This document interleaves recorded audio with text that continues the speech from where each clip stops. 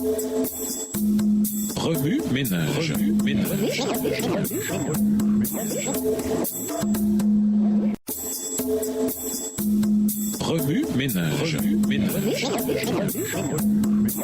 Bienvenue dans votre émission. Remue ménage. Nous voilà à la leçon de dimanche. Intérioriser. Jésus, notre sacrifice de culpabilité. Le sacrifice de culpabilité était aussi appelé sacrifice de violation, car l'individu avait violé les doigts de Dieu ou les doigts de ses semblables. Ainsi, ce sacrifice particulier était destiné au péché qu'il avait commis, soit contre Dieu en violant ces choses consacrées, telles que la dîme et les offrandes, soit contre les personnes de son entourage. Vol, mensonge, tromperie et violence. Ce sacrifice était unique car il fournissait non seulement l'expiation pour les péchés intentionnels, mais exigeait aussi que le pécheur fasse restitution. En fait, cette restitution devait avoir lieu avant que l'animal offert soit sacrifié et que le pécheur ne reçoive le pardon divin. Malheureusement, cette condition posée par l'Ancien et le Nouveau Testament pour le pardon des péchés et la justification devant Dieu est pratiquement ignorée aujourd'hui. Le sacrifice de culpabilité nous montre que les péchés ne blessent pas seulement Dieu, mais aussi ceux qui nous entourent et qu'ils nécessitent le sang de Jésus pour être expiés et pardonnés. Lévitique 5,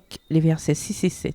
En vérité, il n'y a aucun espoir pour aucun d'entre nous si Dieu ne nous pardonne pas nos péchés intentionnels, car beaucoup de nos péchés sont commis intentionnellement. Soit nous savons que ce que nous faisons est en violation avec la parole de Dieu, soit nous aurions dû le savoir. Mais nous avons choisi de négliger sa parole et de nier notre conscience morale. Heureusement, le sacrifice de culpabilité ou de violence met en évidence le pardon que Jésus a accordé au calvaire pour les péchés commis délibérément, ainsi que pour les péchés involontaires. Dans le sacrifice de culpabilité, on voit Jésus partout. Il est le bélier sans défaut et celui qui est échangé contre des pièces d'argent. Lévitique 5, verset 15. Il est le prêtre qui couvre nos péchés avec son sang et nous accorde le pardon. Lévitique 5, les versets 16 et Lévitique 7, verset 7. Jésus est l'offrande strictement réservée à Dieu. Lévitique 7, verset 1. Celui qui a été égorgé pour nous tous. Lévitique 7, verset 2. Il est la nourriture spirituelle pour nos âmes. Lévitique 7, verset 6. Ce ne sont là que quelques-uns des nombreux détails utilisés pour décrire le sacrifice de culpabilité qui désigne clairement Jésus, qui est devenu notre holocauste, notre sacrifice de paix, notre sacrifice de communion, notre offrande de grain et notre sacrifice de culpabilité. Quel merveilleux sauveur! Remue ménage. Revenez à votre texte écrit et étudiez le passage. Encerclez les mots, expressions, idées répétées. Soulignez les mots, expressions qui sont importants et qui signifient quelque chose pour vous. Reliez par une flèche les mots, expressions aux autres mots, expressions associés ou connexes. Quels éclairages particuliers vos notes semblent-elles indiquer dans l'ensemble? Mémorisez votre verset préféré tiré de Lévitique 5, le verset 14, à Lévitique 6, le verset 7. Écrivez-le plusieurs fois pour vous le rappeler plus facilement. Comment pouvons-nous surmonter les sentiments d'inconfort qui accompagnent notre acte de restitution envers ceux que nous avons lésés? Au revoir.